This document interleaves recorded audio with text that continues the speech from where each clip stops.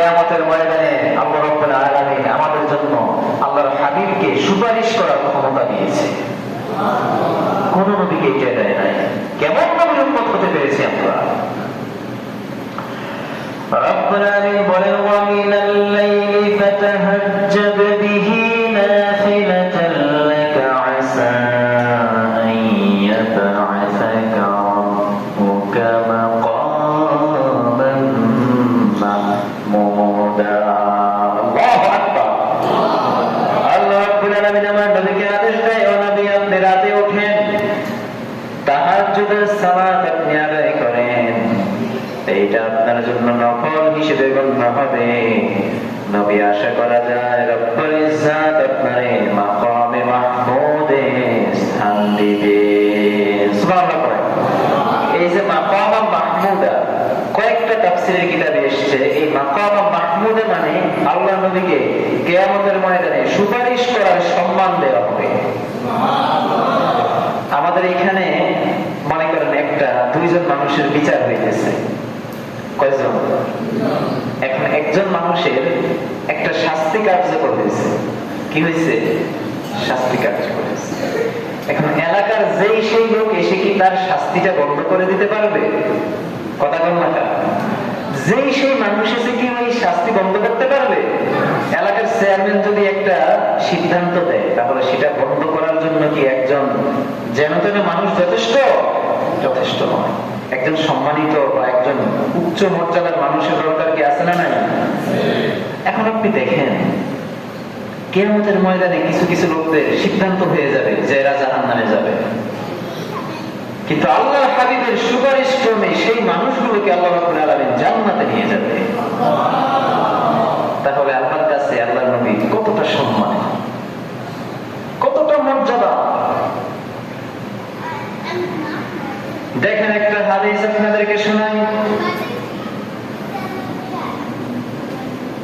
إذا كان يوم القيامة ماذ الناس بعضهم إلى بعض فيأتون آدم عليه السلام فيقولون اشفع لنا إلى ربك فيقول لست لها ولكن عليكم بإبراهيم فإنه خليل الرحمن। মানুষগুলো যখন কিয়ামতের ময়দানে ঘামের সাগরে হাবুডুবু খাবে, কিসের সাগরে? নিজের শরীরের ঘামের সাগরে। দেখেন কিয়ামতের ময়দানে সূর্যটা কোথায় থাকবে? আপনার মাথার এক বিগত উপরে। কয় বিগত? এক বিগত উপরে। এখন আপনি মনে করেন আমাদের এই দেশের মধ্যে যদি 45 ডিগ্রি তাপমাত্রা পড়ে, তখন আমাদের অবস্থাটা কি হয়ে যায়? কি অনেক কষ্ট হয়ে যায় না? আমাদের অনেক কষ্ট হয়ে যায়। সামান্য 45 ডিগ্রি তাপমাত্রা যদি পড়ে, ঘামে আমাদের শরীর একদম ক্লান্ত হয়ে যায়, যদি আমরা একটা মাঠের মধ্যে থাকি। আর আপনি চিন্তা করে দেখেন যে কিয়ামতের ময়দানে সেই দিন সূর্যটা আপনার একদম এক বিঘত উপরে চলে আসবে। কয় বিঘত? সেদিন এই হাজার হাজার কোটি মানুষ একসাথে আমরা উঠবো, আমাদের ঘাম পড়তে পড়তে একটা সাগরের পরিমাণ হয়ে যাবে। ওই সাগর পরিমাণ ঘামের সাগরে হাবুডুবু খেয়ে আমরা চলে যাব আমাদের আদি পিতা আদম আলাইহিস সালামের কাছে। আদম আলাইহিস সালামের কাছে গিয়ে বলবে, ইশফা লানা ইয়া আদম, আমাদের জন্য একটু সুপারিশ করেন, আমরা বড় বিপদে আছি। ওই দিন আদম আলাইহিস সালাম বলবেন, লাস্তু লাহা, আজকে রব্বুল আলামিন আমাকে সুপারিশ করার ক্ষমতা দেয় না, ওয়ালাকিন আলাইকুম বিইব্রাহিম, তোমরা এক কাজ করো, তোমরা ইব্রাহিমের কাছে চলে যাও, ফাইন্নাহু খালিলুর রহমান, কারণ তিনি হলো খালিলুল্লাহ, তিনি হলো আল্লাহর একজন বন্ধু মানুষ। সুবহানাল্লাহ। এইবার মানুষগুলো দৌড়ে চলে আসবে ইব্রাহিমের কাছে। ইব্রাহিমের কাছে এসে বলবে, ইশফা লানা ইলা রাব্বিক, ইব্রাহিম আমাদের জন্য একটু সুপারিশ করেন আমাদের রবের কাছে, আমাদের জন্য একটু সুপারিশ করেন, আমরা বড় বিপদের মধ্যে আছি। ইব্রাহিম বলবে, আজকে আমি নিজেরে নিয়ে নিজে ব্যস্ত আছি। আজকে আমরা নিজের নিয়ে কি নিজে ব্যস্ত। ওয়ালাকিন আলাইকুম বিমূসা আলাইহিস সালাম ফাইন্নাহু কালিমুল্লাহ। তোমরা এক কাজ করো, তোমরা মুসার কাছে চলে যাও। তোমরা মুসার কাছে চলে যাও, কারণ তিনি হলো কালিমুল্লাহ। তিনি দুনিয়ায় থাকা অবস্থায় আল্লাহর সাথে সরাসরি কথা বলছেন। সিনিন পর্বতে তিনি, অর্থাৎ তুর পর্বতে তিনি আল্লাহর সাথে কথা বলছেন। সুবহানাল্লাহ বলবেন না? والتين والزيتون وطور سينين وهذا البلد الأمين। আল্লাহ রাব্বুল আলামিন সিনিন পর্বতের কসম করেছেন। ওই সিনিন পর্বতে গিয়ে মুসা আলাইহিস সালাম রব্বুল আলামিনের সঙ্গে সরাসরি কথা বলেছেন। এই জন্য ইব্রাহিম বলে তোমরা কার কাছে যাও, তিনি মনে হয় তোমাদের জন্য সুপারিশ করতে পারবেন। এবার মানুষগুলো দৌড়ে চলে আসবে মুসা আলাইহিস সালামের কাছে, এসে বলবে ফালানা, আমাদের জন্য একটু সুপারিশ করেন। এবার মুসা বলবে রাসূলুল্লাহ, আজকে সুপারিশের ক্ষমতা রব্বুল আলামিন আমার কাছেও দেয় না, আমিও পারবো না আজকে আমিও পারবো না। তবে তোমরা এক কাজ করো, তোমরা ঈসার কাছে যাও। এবার মানুষগুলো দৌড়ে চলে আসবে ঈসা আলাইহিস সালামের কাছে। ঈসার কাছে এসে সাহায্য চাইবে, কিন্তু ঈসাও কোনো সাহায্য করতে পারবে। তবে ঈসা বলবে আমি তোমাদেরকে একটা সংবাদ দেব, তোমরা যদি সেইখানে যাও হতে পারে তোমরা সেইখানে গিয়ে উপকৃত হতে পারবা। ঈসা আলাইহিস সালাম বলেন ওয়ালাকিন আলাইকুম বিমুহাম্মাদিন সাল্লাল্লাহু আলাইহি ওয়াসাল্লাম। আমার মনে হয় তোমরা মুহাম্মদুর রাসূলুল্লাহর কাছে যাও। তিনি হলো আখির জামানার পয়গম্বর, তিনি হলো সর্বশেষ নবী, তিনি হলেন দো জাহানের বাদশাহ। তোমরা তার কাছে যাও, তার কাছে গিয়ে সুপারিশ চাও, হতে পারে আজকে তিনি তোমাদের জন্য সুপারিশ করবে। এবার মানুষগুলো দৌড়ে চলে আসবে মুহাম্মদুর রাসূলুল্লাহ সাল্লাল্লাহু আলাইহি ওয়াসাল্লামের কাছে। এবার যখন আমার নবীর কাছে মানুষগুলো চলে আসবে, এবার আমার নবীর কাছে এসে দেখবে আমার নবী সিজদায় পড়ে উম্মতি উম্মতি বলে কাঁদতেছে। আমার নবীর কাছে এসে আর বলা লাগবে না যে আমার জন্য একটু সুপারিশ করেন, এই কথাটা আর বলা লাগবে। এসে দেখবে যে আমার নবী সিজদায় পড়ে উম্মতের জন্য কাঁদতেছে। সুবহানাল্লাহ বলতে পারবেন না? আমার নবী যখন কাঁদবে আমার আল্লাহ ডাক দিবে ইয়া হাবিবি, ও আমার অভ্যস্ত, সারাটা জীবন ধরে আপনি কাঁদছেন, চোখের পানি সারাটা জীবন আপনি ফেলেছেন। আজকে কিয়ামতের ময়দানে আপনার আর চোখের পানি ফেলার দরকার নাই। আজকে আপনি সিজদা থেকে মাথাটা উঠান। قل يسمع لك واسأل تعطى واشفع تشفع। নবী আপনি চান কি চান আমি আপনারে দেব। আপনি সুপারিশ যদি করতে চান সুপারিশ করেন, আমি নবী আপনার সুপারিশ আজকে কবুল করব। কোন নবী আল্লাহ সুপারিশের সুযোগ দেয় নাই, কিন্তু আমার নবী যখন সিজদায় পড়ে উম্মতের জন্য কাঁদছে তখন আল্লাহ বলে যে নবী আপনি মাথা উঠান,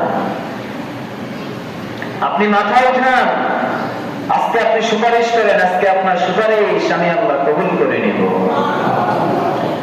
এজন্য রব্বুল আলামিন পবিত্র কোরআনে হাকিমে বলেন মান যাল্লাযী ইয়াশফা'ু 'ইনদাহু ইল্লা বিইযনিহি। কিয়ামতের দিন কেউ সুপারিশ করতে পারবে না, কিন্তু রব্বুল আলামিন যারে অনুমতি দিবে কিয়ামতের দিন সেই মানুষটাই সুপারিশ করতে পারবে। এখন তাফসীর থেকে আর হাদিস থেকে জানা যায় আল্লাহ রাব্বুল আলামিন সর্বপ্রথম যাকে সুপারিশের ক্ষমতা দিবে তিনি হলো আমার নবী, আপনার নবী, দো জাহানের বাদশা মুহাম্মদুর রাসূলুল্লাহ সাল্লাল্লাহু আলাইহি ওয়াসাল্লাম। এবার যখন আমার আল্লাহ বলবেন যে নবী আপনি মাথা উঠান, কি চান আজকে আপনি আমার কাছে চান, আমি আপনারে আজকে সব দেব। তখন কিচ্ছু চাইবে না, আমার নবী শুধু বলবে উম্মতি উম্মতি। তখন আমার নবী বলবে ইয়া আল্লাহ, আমার উম্মতের মধ্যে যাদের অন্তরে একটা সরিষা পরিমাণ ঈমান রয়েছে, আজকে আমি নবী তাদেরকে নিয়ে একসঙ্গে জান্নাতে যেতে চাই।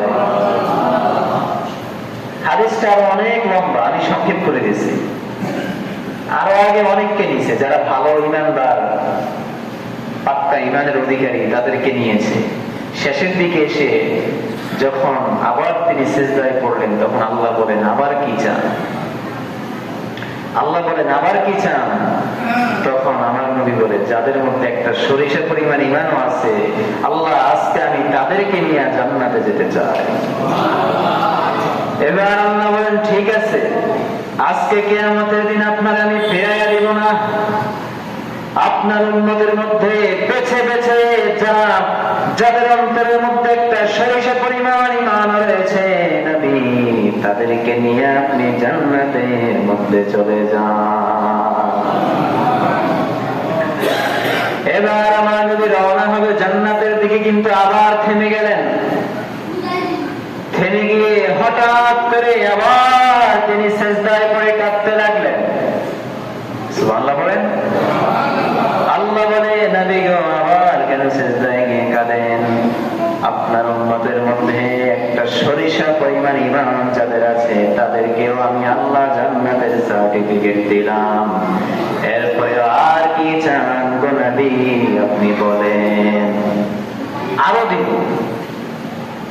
আপনারা আরো দিন। তবে নবী আজকের এই দিনে আজকে আপনি কাঁদতে পারবেন না, কারণ আমার নবী জানে সবাই আমরা দুর্বল ঈমানেরও না, তার চাইতেও নিচের আমরা। আমাদের ক্যাটাগরি আরো নিচে, যে আমাদের যে ঈমানের অবস্থা, আমাদের ঈমানের অবস্থা খুবই খারাপ, খুবই খারাপ। এটা তো আমার নবী জানে, কি বলেন জানে না? আমরা দুর্বল ঈমান, তার চাইতেও দুর্বল আমাদের। সাহাবীরা যদি আমাদেরকে দেখতেন, আমাদেরকে মুসলমানই মনে করতেন না। সাহাবীরা যদি আমাদেরকে দেখতেন, তাহলে আমাদেরকে মুসলমানই মনে করতেন না। এবার রব্বুল আলামিন আমার হাবিবকে বললেন যে হাবিব আপনি আর কি চান বলেন। তখন আমার নবী বললেন রব্বুল আলামিন যারা জীবনে একবার পড়েছে আশহাদু আল্লা ইলাহা ইল্লাল্লাহ ওয়া আশহাদু আন্না মুহাম্মাদান আবদুহু ওয়া রাসূলুহু লা ইলাহা ইল্লাল্লাহ মুহাম্মাদুর রাসূলুল্লাহ, এই বাক্যটা যারা জীবনে একবার পড়েছে মন থেকে, খালিসান মিন কলবিহি, মন থেকে একবার যে ব্যক্তি বাক্যটা পাঠ করেছে, আল্লাহ আজকে তাদের সঙ্গে নিয়ে আমি নবী জান্নাতে যেতে চাই। কেমন নবী আমাদের, যে আমাদের মধ্যে এরকম গুনাহগারের কথা আল্লাহ যদি কিয়ামতের ময়দানে চিন্তা করবে, যে আমাদের মধ্যে এইরকম গুনাহগার, যে আমাদের অন্তরটা তো একদম কালো হয়ে গেছে, গুনাহ করতে করতে করতে করতে আমরা আমাদের হৃদয়কে একদম কলুষিত করে ফেলেছি। এরকম লোকদের কথাও আল্লাহর হাবিব কিয়ামতের ময়দানে বলে যাবেন না।